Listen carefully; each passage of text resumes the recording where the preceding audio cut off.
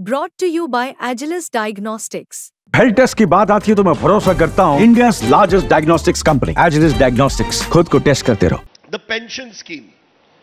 You were among the advocates of the new pension scheme originally, that we cannot go along with an old pension scheme where I get 50% of my last drawn income. Your government moved to change it. The present government brings it. The moment you went into the opposition, Mr. Chidambaram, you opposed it. Now what do we have? A unified pension scheme. Again, you seem to be opposing it, though most people believe it's a useful amendment. When you're sitting in the opposition, you say one thing. When you're sitting in government, you say one thing. That's the problem in India at the moment. I've counted 5 factual errors in your statement. First, the new pension scheme was introduced by Mr. Vajpayee's government. Why would I maintain the new pension scheme if I did not support it? We supported the new pension scheme because the underlying argument of the new pension scheme is an unfunded pension scheme is a fiscal disaster. I still believe that. Unfunded pension scheme is a disaster.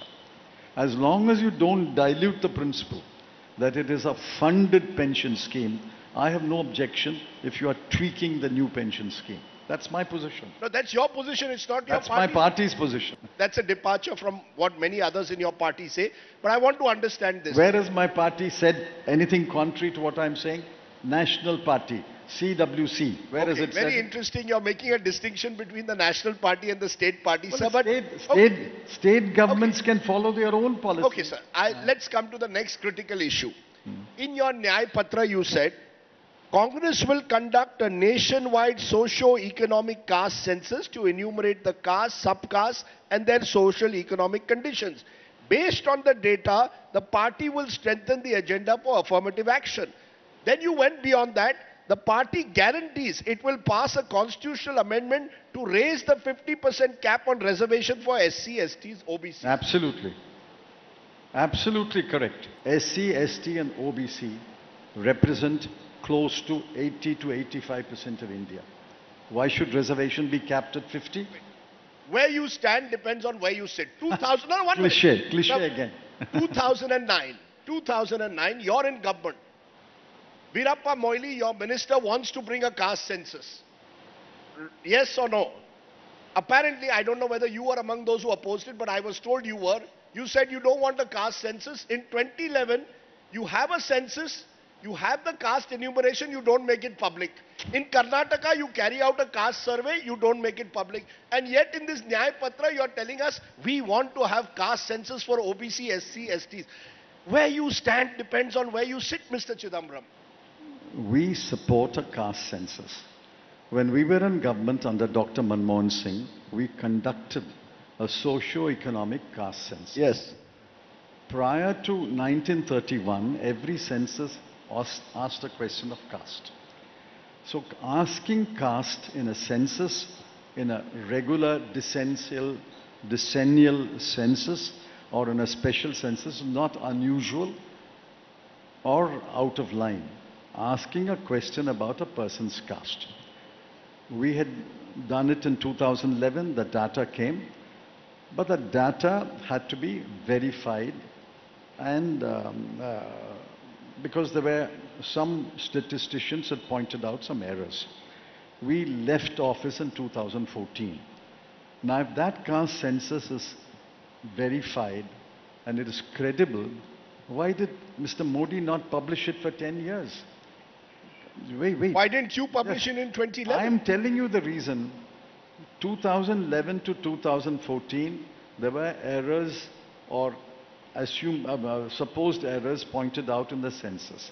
And therefore, we were not able to publish it. If we had come back to power in 2014, I'm sure the credibility of that socio-economic caste census with corrections would have been done and published. What do you then do with the socio-economic caste census? Because Rahul Gandhi says, Jitni abadi utna haq. I am in Maharashtra today.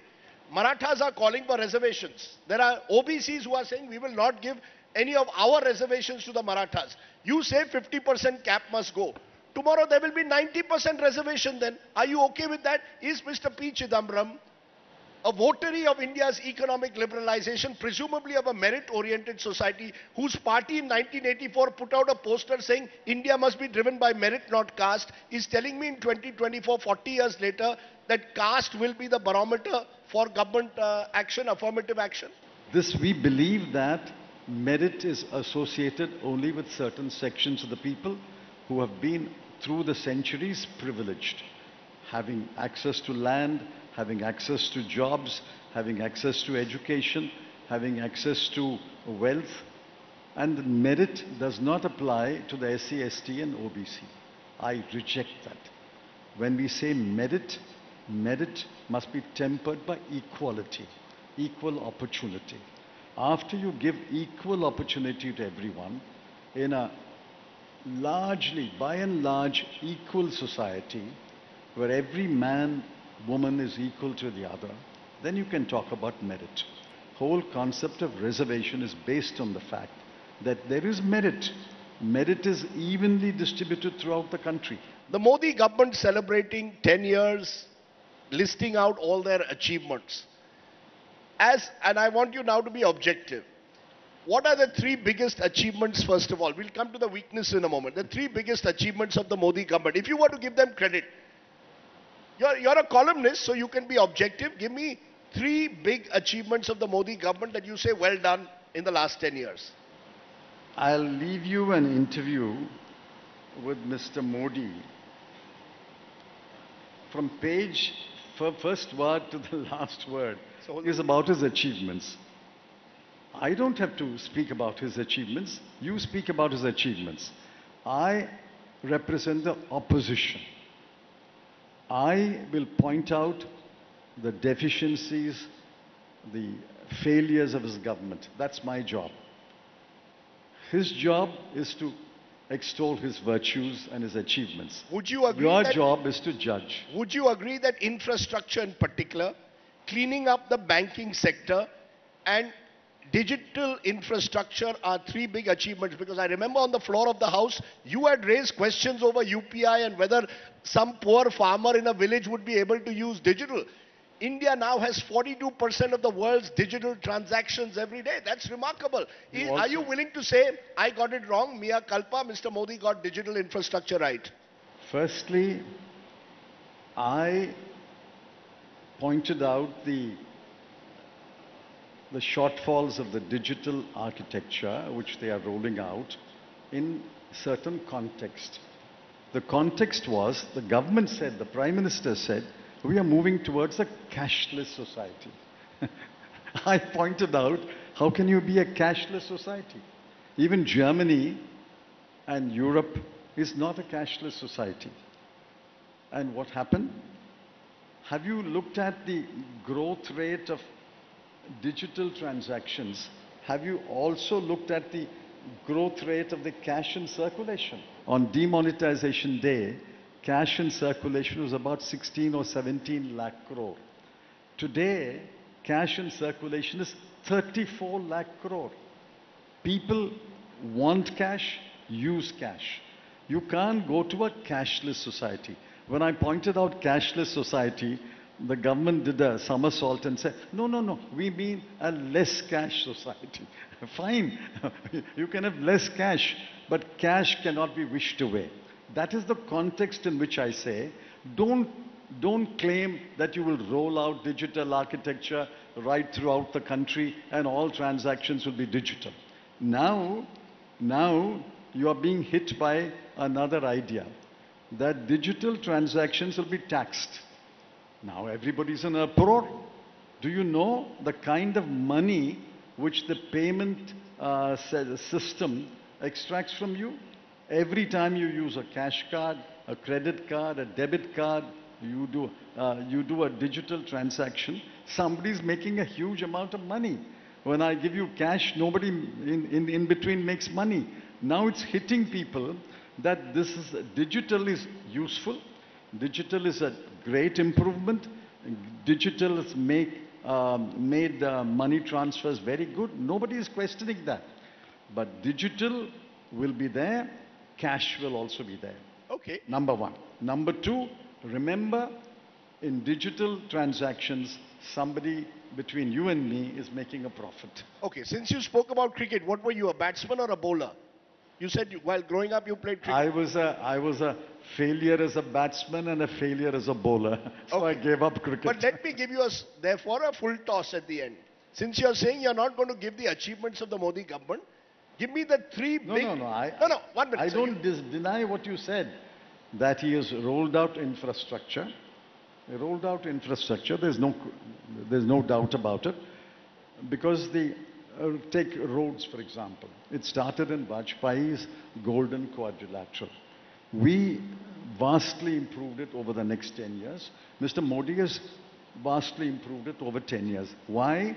Because we have large companies. Companies have grown bigger. They can accept bigger projects. Technology has changed. Banks are in better health, but I want to ask... Banks are in better health from your point of view. If I go to the villages, they tell me banks don't give education loans.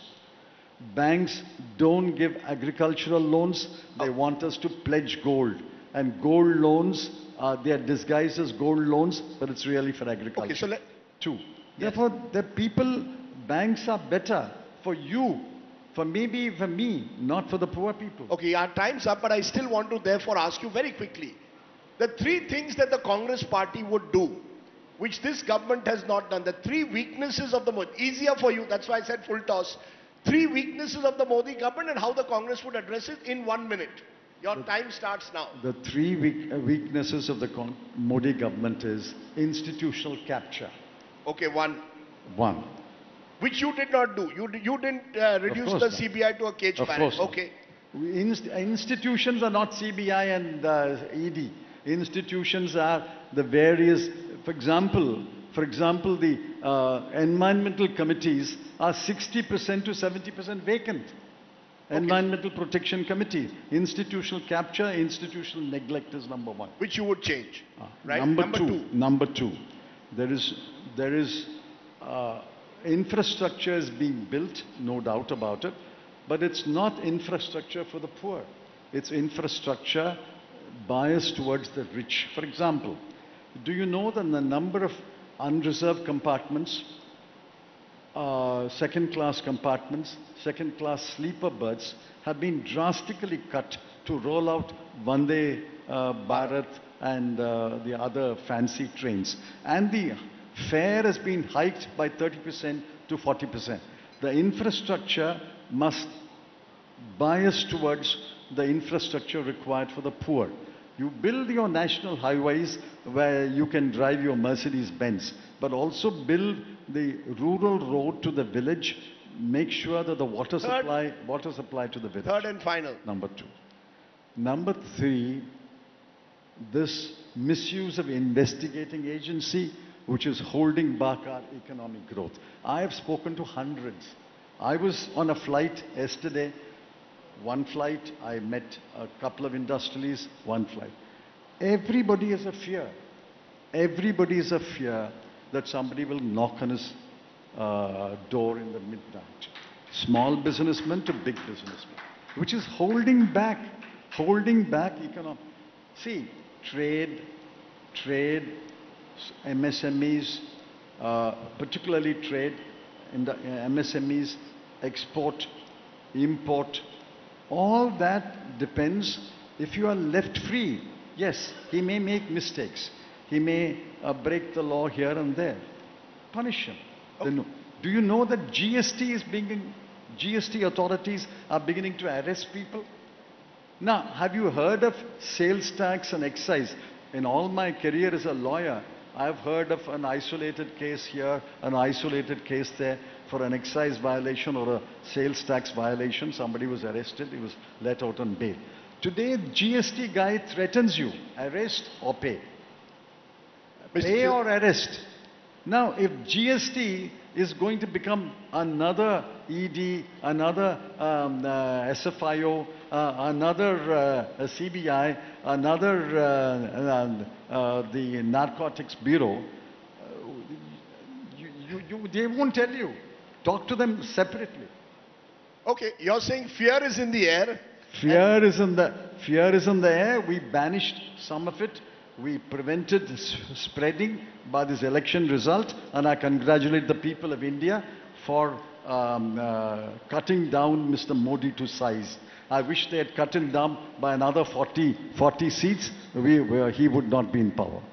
Well, if they had cut him down by another 40, you might have become finance minister once again. Well, I'm not looking to become finance minister, but we would have certainly, if I become minister, I'll become a minister for cleaning up.